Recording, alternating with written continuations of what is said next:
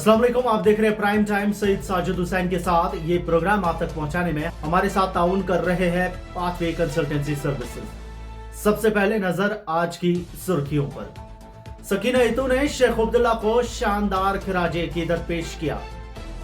PDP का वक्फ board chairperson के खिलाफ एफआईआर दर्ज करने का मुतालबा। जम्मू श्रीनगर कौमी शाहरा की बहाली का काम आखिरी मरहले में दाखिल। कुलगाम में झड़प, 2 अस्करियत पसंद हलाक, 1 फौजी जाँ बहक, जेसीओ समेत 2 अहलकार जख्मी।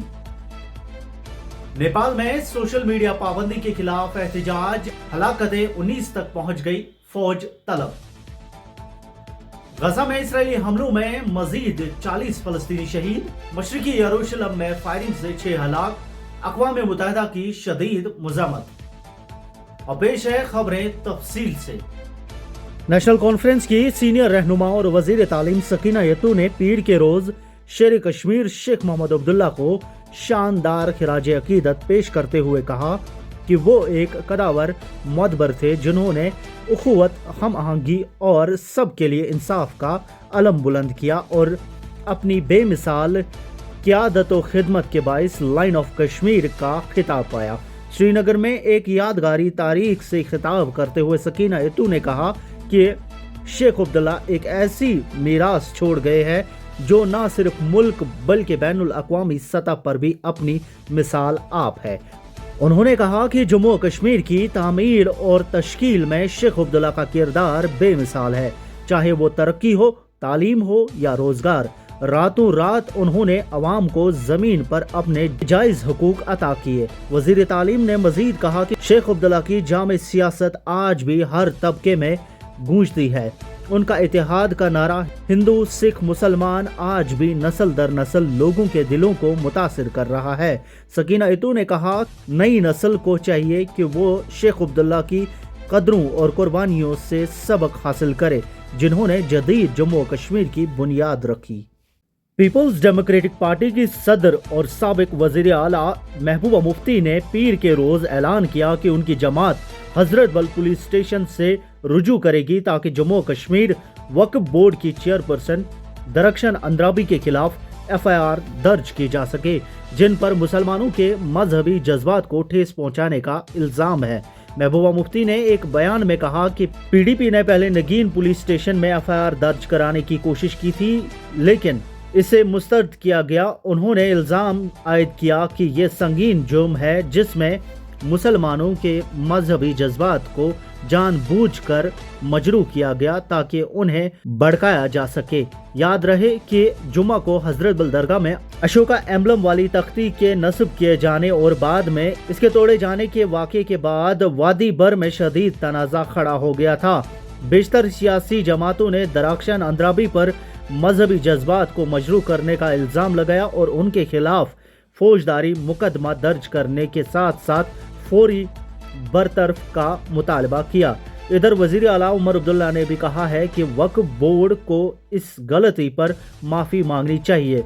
उनका कहना था कि कौमी निशान सिर्फ सरकारी तकरीबात के लिए मखसूस है, मजहबी इदारों के लिए नहीं। जम्मू श्रीनगर नेशनल हाईवे के 250 मीटर तवील हिस्से की बहाली का काम आखिरी मरहले में दाखिल हो गया है, जो तकरीबन 2 हफ्ते से बंद था। हकाम के मुताबिक उधमपुर में तूफानी बारिशों, सैलाब और भारी लैंडस्लाइड्स के बाद तबाह होने वाले इस अहम हिस्से को दोबारा काबिल आमद और रफ्त बनाया जा रहा है। ये वाहिद ऑल वेदर सड़क है जो कश्मीर को मुल्क के बाकी हिस्सों से जोड़ती है और 26 अगस्त से बंद है। अगरचे 30 अगस्त को चंद घंटों के लिए खोली गई थी, मजमूई तौर पर शहरा की बंदिश 13 दिन तक जारी रही। National highways authority of India के मुताबिक अमले ने 6 बड़े पत्थरों को धमाके से हटा दिया है और मजीद 3 पत्थरों की खुदाई की गई है ताकि रुकावटें दूर की जा सके।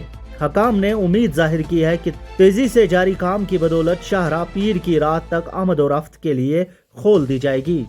जनूबी कश्मीर के जिला कुलगाम के गुडर जंगलात में पीर के रोज सिक्योरिटी फोर्सेज और अस्करियत पसंदों के दरमियान झड़प में 2 अस्करियत पसंद मारे गए, जबकि 1 फौजी जाँ बहक और जेसीओ समेत 2 दीगर एहलकार जख्मी हुए।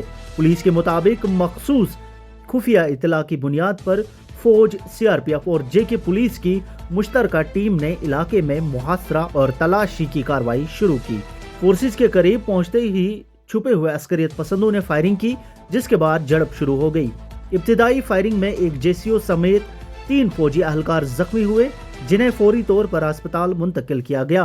बादअज़ा इनमें से एक फौजी जख्मों की ताब न लाकर दम तोड़ बैठा।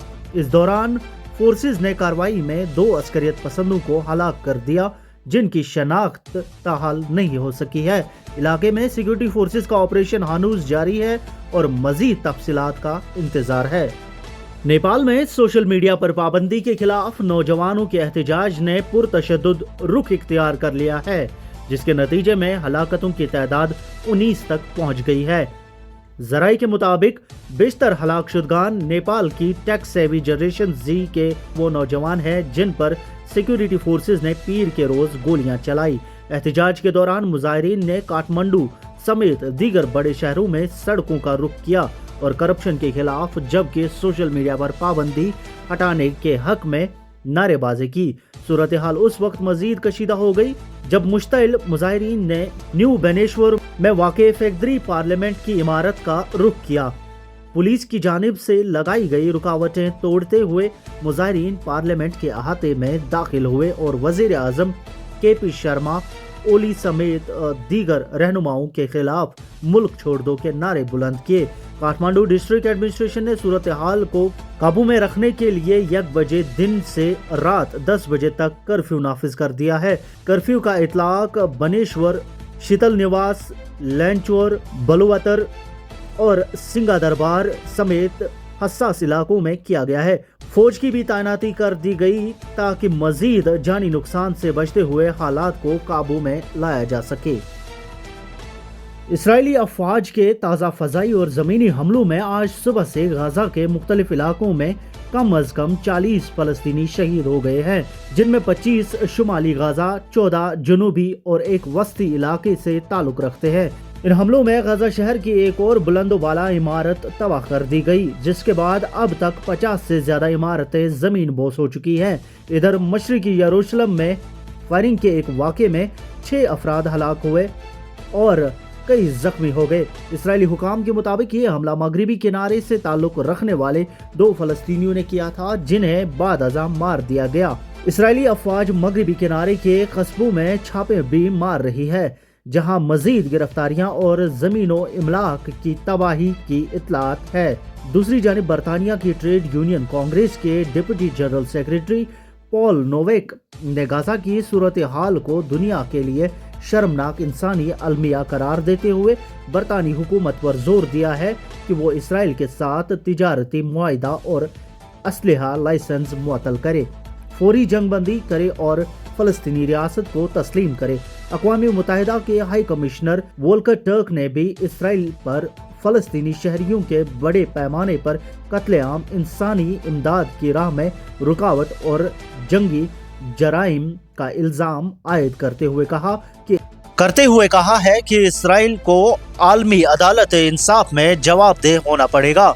गुज़िश्ता अक्टूबर से जारी जंग में अब तक कम अज़ कम 64,522 फ़लस्तीनी शहीद और 1,63,000 से ज़्यादा जख्मी हो चुके हैं, जबकि हज़ारों अफराद अब भी मलबे तले दबे होने का खदशा है।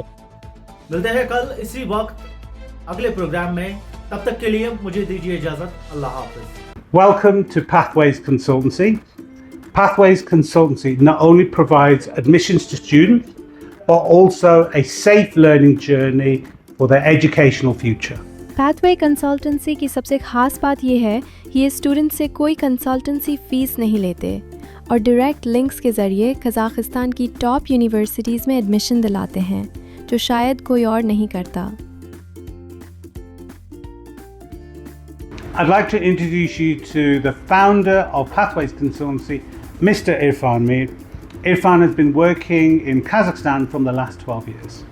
और स्टूडेंट्स के रहने के लिए भी उनको टेंशन लेने की ज़रूरत नहीं, क्योंकि कज़ाकिस्तान में पाथवे का अपना हॉस्टल है जहां सेफ और कंफर्टेबल एनवायरनमेंट प्रोवाइड किया जाता है। Dear students, there are only few seats left, so don't waste your time. Come visit Pathway Consultancy in Bemina, 5th floor, KFC building.